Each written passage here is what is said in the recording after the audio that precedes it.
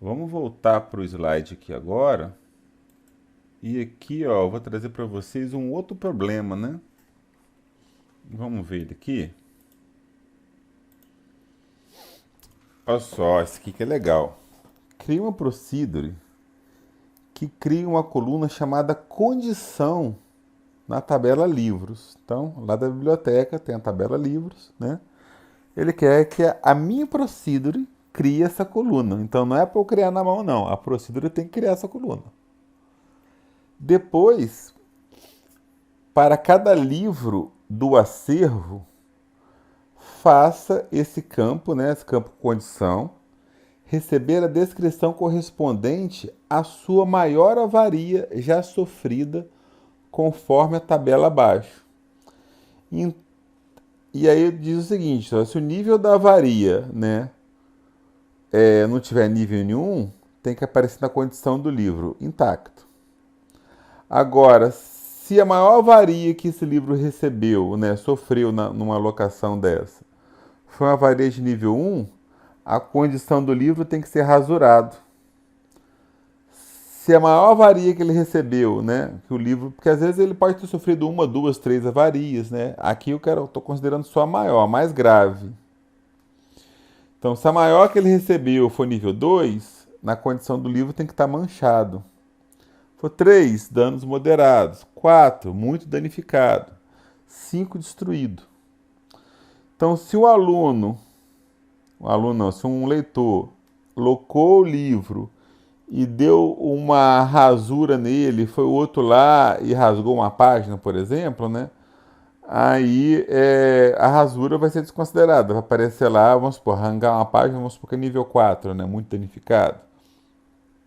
Então já vai aparecer lá o nível 4, muito danificado em sua condição.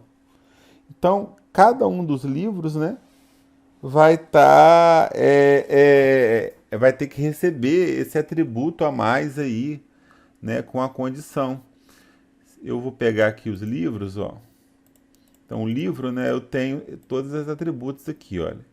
Ele quer, ó, cria um a mais chamado condição, que essa condição vai ser o quê? Ou rasurado ou manchado, danos moderados, muito danificado ou destruído, que vai ser conforme o maior nível de avaria que esse livro sofreu em uma locação. Sacaram? É isso.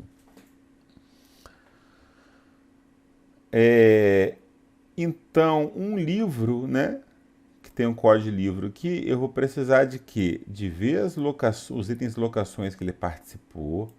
Depois eu vou ver se esse item de locação tem multa. Eu vou ver se essa multa é de uma avaria. Se for de avaria, eu vou pegar o nível dela. E aí, esse nível, eu vou ver qual que é. Se esse nível for nem nada, né? Quer dizer que a multa não vai ser de atraso, vai ser por atraso, não vai ser por avaria. Mas se esse nível for 1, vai ser rasurado, se for 2, é manchado. E isso aqui vai estar na coluna condição do livro. É isso que a gente quer que aconteça aqui. Voltando lá para o slide, deixa eu voltar aqui. Eu trouxe aqui para vocês a procedura que faz isso, né? Só que ela é grandona, ó. Tem um pedaço aqui e outro pedaço cá. Eu vou pegar isso aqui tudo, vou copiar, vou jogar lá no SQLOG para a gente entender. Espera só um segundo aí, gente. Então aqui, ó, coloquei tudo no SQLOG. Repara que ficou bem grande, né? Mas apesar de estar bem grande assim, não está tão difícil de vocês entenderem não. Vamos à explicação do funcionamento dessa procedure aqui. Então aqui, ó, atualiza condições, né? Eu tenho a tabela livros, que eu quero atualizar as condições que nem existe, né? Tem que criar essas condições aqui. Ó, se a gente for lá nos livros, né? Ó, biblioteca, tabelas, livros, não tem um atributo condição, né? Então tem que criar esse atributo e popular ali com a condição correta. Vamos entender aqui. Aqui eu tenho as variáveis, né, que eu fui criando conforme eu fui desenvolvendo a minha procedure. À medida que a gente for usando aqui, eu vou explicando para vocês. E a primeira coisa que eu faço aqui, ó, é verificar se a coluna condição existe. E vocês lembram que na aula passada eu expliquei para vocês sobre o Information Schema? E expliquei para vocês também que lá a gente tem uma tabela que tem todos os metadados das colunas que existem no nosso banco de dados. Então, eu estou usando isso aqui, olha, para determinar se essa coluna existe, ó. Eu vou lá no Information Schemas, ó, Information Schemas colunas. Aí eu vou lá na base de dados da biblioteca e o nome da tabela for livros e o nome da coluna for condição. Então, retorna para mim quantas linhas eu tenho com todas essas cláusulas where aqui. Se ele me retornar 0, quer dizer que essa condição aqui, né, essa coluna não existe. Se ele me retornar qualquer coisa diferente de 0, quer dizer que ela existe. Já está na 1, na verdade, né? Quer dizer que ela existe. Então, ó, vou só mostrar aqui para vocês, ó, tem que retornar 0, né? Porque ela não existe. Olha lá, ó, retornou 0. Conseguiram ver? Só que eu estou pegando isso e colocando dentro da variável chamada cond. Ó, criando ela aqui, ó. Cond vem de condição, né? Para eu saber, né? É uma variável condicional. Porque se for uma coisa eu faço de um jeito, se for outra coisa eu faço de outro. Então a gente tem esse costume de colocar esse nome. Eu tenho, né? Esse costume de colocar esse nome, esse tipo de variável. Então aqui o trechinho de código, ó, só para verificar se a coluna condição existe. Aí depois, olha só, esse outro trechinho aqui, olha. Aqui eu crio a coluna condição caso ela não exista. Então, ó, se cond for 0, quer dizer que a coluna não existe. Aí, se ela não existe, eu vou criar ela, ó. Alter table livros. Esse alter table eu passei para vocês, ó, lá no módulo 1 de linguagem de programação, de banco de dados 1, né? Para a gente modificar a tabela com alter table, adicionar coluna, né? ADD. Aqui eu posso botar só ADD, não preciso nem botar ADD column. Deixa o column aqui que eu já tinha deixado, né? Então, ó, ADD column, condição, né? Varchar 17, que é o número máximo ali que eu vi que a gente vai precisar. Então, isso aqui, ó, aí end if. Então, se a coluna condição não existe, ele cria. Se ela já existir, né, ele não vai fazer nada, né, porque ele vai testar isso aqui, vai vir direto para cá, então nem vai entrar aqui. Ela já continua ali existindo. Isso aqui acontece quando, vamos supor, eu vou querer atualizar, né, a condição de todos os livros. Aí a condição já foi feita antes, já existe lá. E aí eu só vou mudar os valores de cada um das linhas ali, né, da minha tabela. Ok. Agora, olha, determinando o número de repetições, igual o outro. Aqui a gente tinha isso.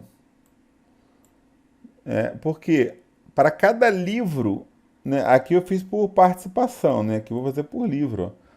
Para cada livro, eu tenho que executar uma série de cálculos aqui para determinar a condição. Então, eu tenho que saber quantos livros. É isso aqui que está determinando. Ó. Quantos livros a gente tem? Vamos ver aqui. Ó. Aqui a gente vai ter... Ó, espera aí, deixa eu botar, selecionar a biblioteca. Ah, porque eu botei o repetir junto. É só esse trechinho aqui. Olha lá, 9.793 livros, né? Então, aqui é o tanto de livro, determinando aqui, né, o número de repetições, que vai ser isso aqui tudo. E repare que aqui agora, ó, eu fiz com repeat, não fiz com while, né? Ele já chega executando aqui dentro.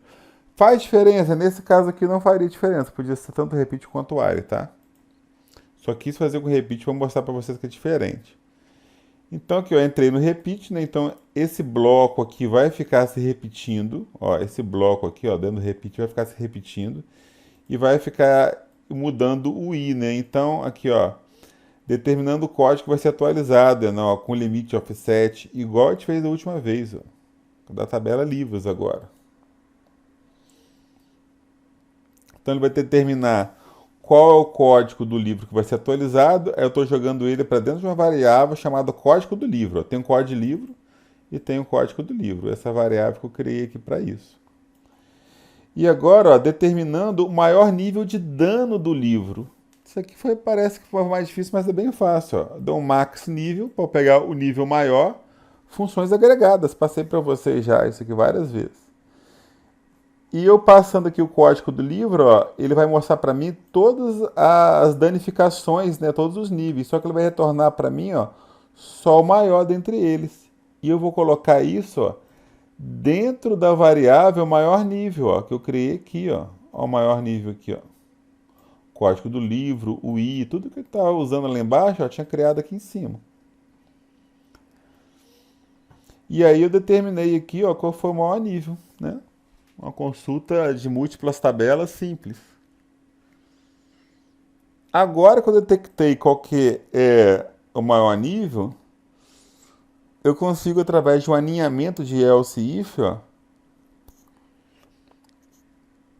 escrever um texto, uma descrição, né, que vai ser a nova condição, para esse determinado maior nível que eu achei aqui. Então, se o maior nível for nulo, is null, quer dizer que ele é intacto. Igual aquela tabela que eu tinha mostrado para vocês. Se o maior nível for 1 rasurado, ó, a mesma coisa que estava lá, eu botei aqui. Aí eu até botei um else aqui, né? Vai que tem algum erro, aconteceu alguma coisa, né? Eu não faço ideia. E tem algum maior nível lá que não é nulo e não é entre 1 e 5, né? Então, se acontecer algum caso desse, né, que não era para acontecer, alguma anomalia dessa, ele vai botar aqui para mim, a nova condição, a verificar, para o cara verificar na mão isso aqui, né? Olha isso aí direito, né? Manualmente dá uma olhada. Então, esse a verificar aqui é um caso de anomalia, por estar aqui no else. Só que olha só, essa nova condição aqui, né? Ó, é apenas uma variável que eu criei, né? Não está na tabela. Então, o que eu quero fazer, né? Colocar essa nova condição aqui na tabela. É o que eu faço aqui, ó. Update de livros, condição recebe nova condição que eu determinei aqui. Quando o código de livro foi igual ao código do livro que eu determinei aqui, ó. E aqui eu faço o update. Vamos testar aqui para ver se funciona agora. Ó, vou criar minha procedure. Deu um erro aqui, deixa eu entender qual foi o erro.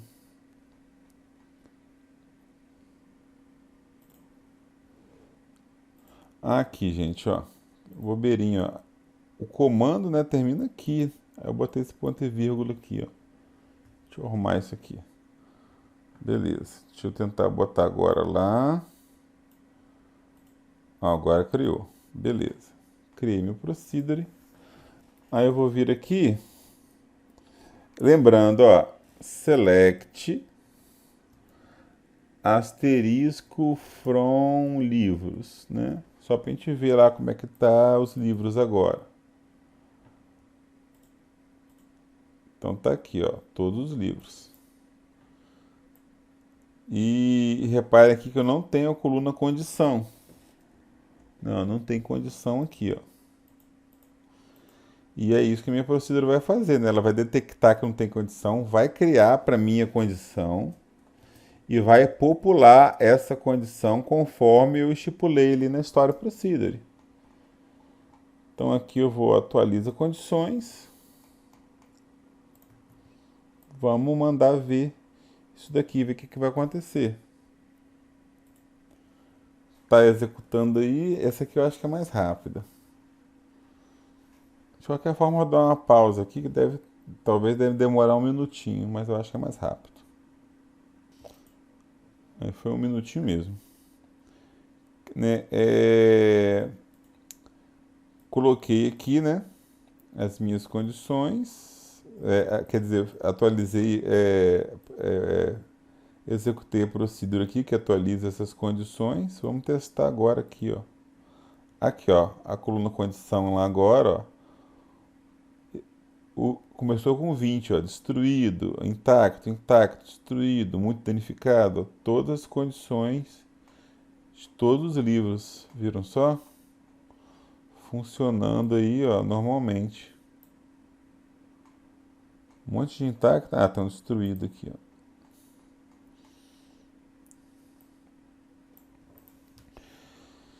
Então tá aí, gente. Esse aqui foi o último conteúdo da nossa última aula. Eu ainda vou postar as correções, que isso aqui vai ter um exercício, né? Aí depois eu ainda vou postar as correções desse exercício. Mas de conteúdo novo de aula, né?